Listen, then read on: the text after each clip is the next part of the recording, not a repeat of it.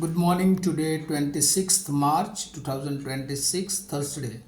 Wisdom of word of God morning ડિવોશનમાં આપ સર્વનો આવકાર કરવામાં આવે છે અને પ્રેમી સલામ પાઠવવામાં આવે છે. આજે સવારે આપણે નીતિવચનોના પુસ્તકમાંથી એનો 16મો અધ્યાય અને એની 9મી કલમ પર ટૂંકું મનન કરવા માગીએ છીએ.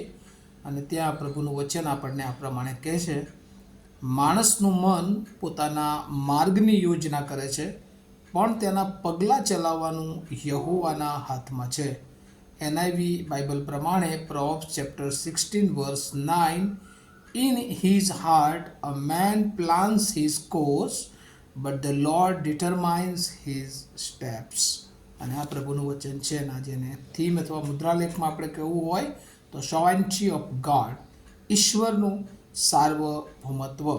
અને સુલેમાન જે વારંવાર આપણને નીતિવચનોમાં શિક્ષણ આપે છે કે આ પૃથ્વીના સર્જનહાર એ યહોવા છે અને બધી જ બાબતો, બધી જ પરિસ્થિતિઓ એ ઈશ્વરના કંટ્રોલમાં છે.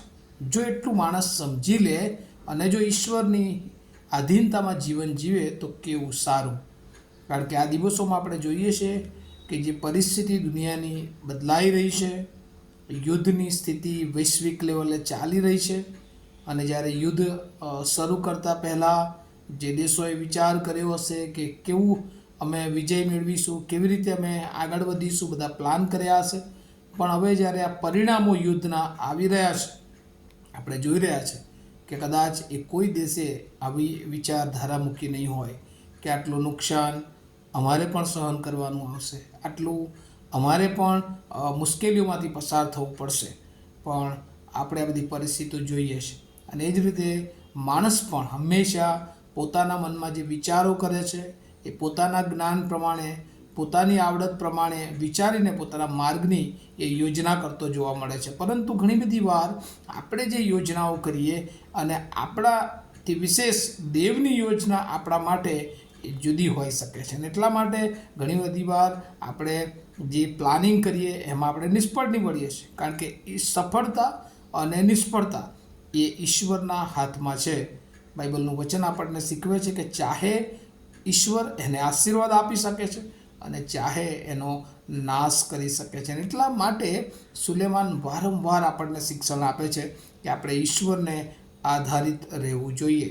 એફેસી એનો 3જો અધ્યાય અને એની 20મી કલમ, એફેસિયન્સ ચેપ્ટર 3 વર્સ 20, અને ત્યાં પણ એ લખ્યું છે કે જો આપણે માગીએ કે કલ્પીએ તે કરતાં પુષ્કળ કરી શકનાર એ ઈશ્વર છે.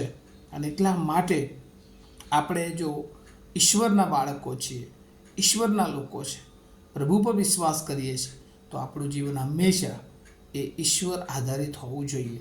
આપણે કોઈ પણ કામ કરીએ અથવા કોઈ પણ પ્લાનિંગ કરીએ તો એમાં ઈશ્વરની યોજના, ઈશ્વરની ઈચ્છા એ બહુ જરૂરી છે.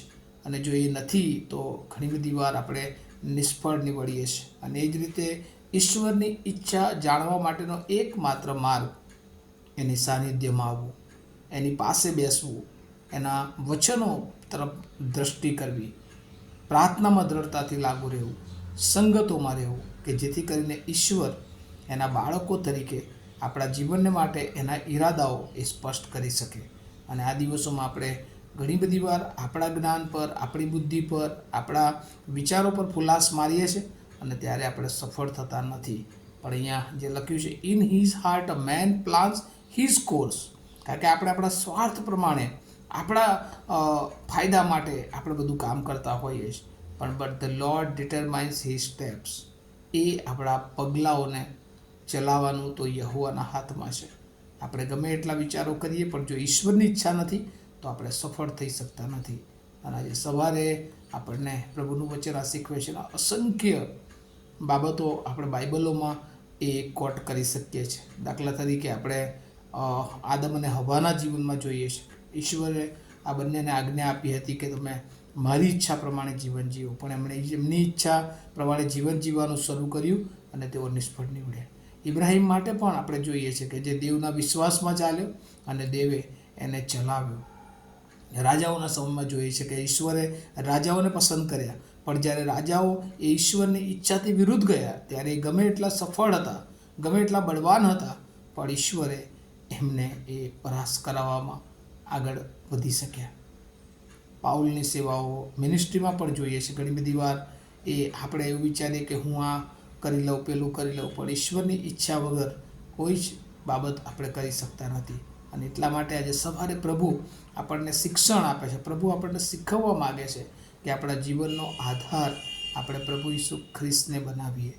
રોજ આપણે પ્રભુની સાનિધ્યમાં આવીએ, રોજ પ્રભુની સમીપતામાં આવીએ, રોજ પ્રભુના વચનો અને પ્રભુના સામર્થ્યની માગણી કરીએ કે જેથી કરીને આપણે આપણા ઈરાદાઓને પણ આપણા મારફતે ઈશ્વર જે ઈરાદાઓ આગળ વધારવા માગે છે, આપણા માટે પ્રભુએ નક્કી કરેલા જે માર્ગો છે એમાં આગળ વધવાને માટે આપણા પ્રભુના સામર્થ્યમાં આપણે આગળ વધીએ. અને આ દિવસોમાં પ્રભુ આપણને વારંવાર એ જ શિક્ષણ આપે છે કે આપણે ઈશ્વરના માર્ગમાં ચાલીએ કે જેથી કરીને ઈશ્વરે આપણા માટે નિયુક્ત કરેલો માર્ગ એ આપણા માટે સૂચવી શકે.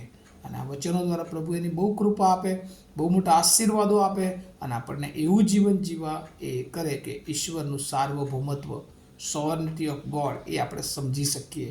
અને જો એ સમજી શકીએ છીએ તો ઈશ્વર આપણને કોઈ પણ બાબતમાં એ શેતાનના માર્ગમાં પડવા દેતો નથી, પણ હંમેશા એ આપણે વિજયવંત જીવન જીવી શકીએ છીએ. અને આ દિવસો હવે આવતો વીક જ્યારે પ્રભુ ઈસુ ખ્રિસ્તની યરુશાલેમની મુસાફરી કે જે વધસ્તંભ તરફ જઈ રહ્યા છે.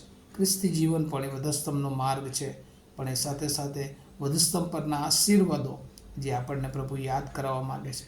વધસ્તંભની પીડાઓની સાથે સાથે વધસ્તંભના આશીર્વાદોમાં પ્રભુ આપણને આગળ વધારવા માગી રહ્યા છે. અને ત્યારે આવો આપણા જીવનને આપણે પ્રભુની સમક્ષતામાં મૂકીએ અને પ્રભુને કહીએ કે હું આ રહ્યો, હું આ રહી, મારા માર્ગો મારી યોજના કરતાં વિશેષ પ્રભુ તમે મારા પગલાઓને ચલાવો. અને જ્યારે આ રીતે આપણા જીવનનું આપણે પ્રભુને સમર્પણ કરીએ છીએ ત્યારે પ્રભુ ચોક્કસ એ આપણા જીવનને એ આશીર્વાદિત કરી શકે છે. હવે ચલો સમજવાને માટે પ્રભુ એની બહુ જ કૃપા આપણે સર્વને આપે. આવો આપણે પ્રાર્થના કરીએ.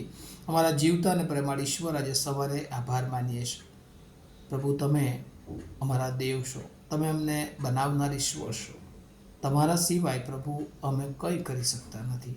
ત્યારે વાતો સમજવા માટે તમે અમને કૃપા આપો પ્રભુ. તમારું સાર્વભૌમત્વ સ્વીકારીને દરેક બાબતમાં, દરેક વિચારોમાં, દરેક યોજનાઓમાં પ્રભુ અમે તમારી આણ સ્વીકારીએ અને તમે ઈચ્છો છો એ પ્રમાણે અમે આગળ વધીએ એવી કૃપા માગતા મારી પ્રાર્થના ઈસુ પ્રભુના નામમાં સાંભળો અને તેનો સ્વીકાર કરો.